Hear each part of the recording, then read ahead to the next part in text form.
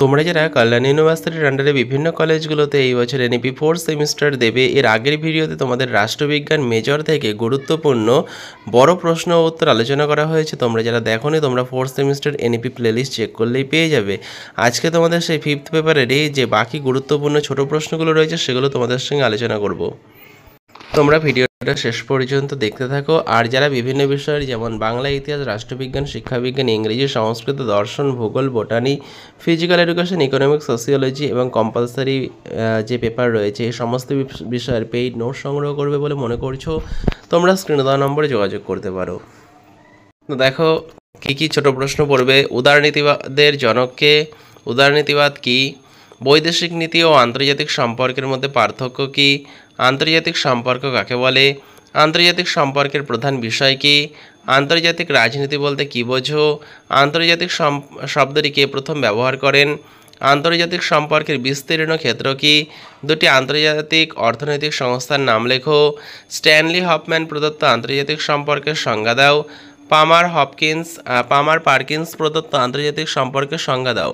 আর তোমরা যারা এই পেইড নোটটি সংগ্রহ করবে বলে মনে করছো, এই 5th পেপারের সমস্ত বড় প্রশ্ন, ছোট প্রশ্ন সহ উত্তরের যে পিডিএফ রয়েছে তার জন্য তোমাদের 200 টাকা পেমেন্ট করতে হবে। তোমরা স্ক্রিনে দেওয়া নম্বরে 200 টাকা পেমেন্ট করে হোয়াটসঅ্যাপে তার স্ক্রিনশট পাঠাও, তো এই সম্পূর্ণ পিডিএফটি তোমাদের পাঠিয়ে দেওয়া হবে। পরবর্তী প্রশ্ন দেখো, পামার পার্কিন্স প্রদত্ত আন্তর্জাতিক সম্পর্কের সংজ্ঞা দাও। আন্তর্জাতিক সম্পর্কের ক্ষেত্রে নারীবাদী দৃষ্টিভঙ্গির সম্পর্কে লেখো। অন্তর্দেশীয় রাজনীতির মধ্যে দুটি পার্থক্য লেখো। বর্তমানে আন্তর্জাতিক সম্পর্কের আলোচনার অন্তর্ভুক্ত 4টি বিষয় কী কী? আন্তর্জাতিক সম্পর্কের আলোচনার কটি উপাদানের কথা উল্লেখ করা হয়েছে ও কী কী? আন্তর্জাতিক সম্পর্ক শাস্ত্রের আদর্শবাদী প্রবক্তাদের মধ্যে যে কোনো দুজন প্রবক্তার নাম উল্লেখ করো। আন্তর্জাতিক সম্পর্ককে একটি পৃথক শাস্ত্র হিসাবে গণ্য করতে চান এমন যে কোনো দুজনের রাষ্ট্রবিজ্ঞানীর নাম লেখো। International relation in changing world গ্রন্থটি কার লেখা? পলিটিক্স অ্যান্ড নেশনস গ্রন্থটি কার লেখা? কে সর্বপ্রথম আন্তর্জাতিক রাজনীতি শব্দটি ব্যবহার করেন? কখন আন্তর্জাতিক সম্পর্কের সূত্রপাত ঘটে? Theory of international politics the 20 years crisis গ্রন্থ দুটি কাদের লেখা? International relation the community in transition গ্রন্থটির লেখককে? শাস্ত্রের আচরণবাদী প্রবক্তাদের মধ্যে যে কোনো দুজন প্রবক্তার নাম লেখো। আন্তর্জাতিক সম্পর্ক শাস্ত্রের বহুত্ববাদী প্রবক্তাদের মধ্যে দুজন প্রবক্তার নাম লেখো। জাতীয় স্বার্থ রক্ষার মূল উপায়গুলি কী কী?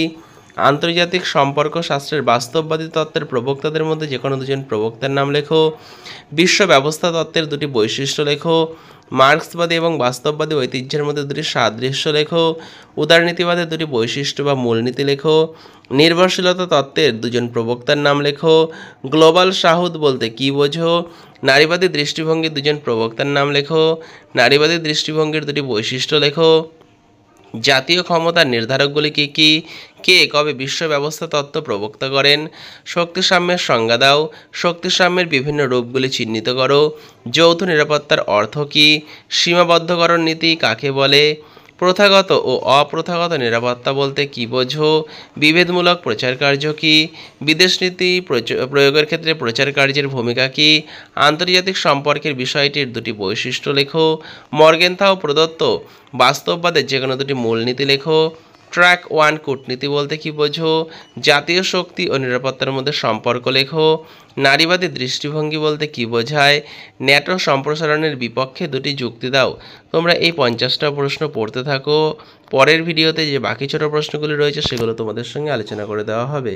তোমরা চ্যানেলটা অবশ্যই সাবস্ক্রাইব করে রাখো পরের ভিডিওগুলোর নোটিফিকেশন পাওয়ার জন্য।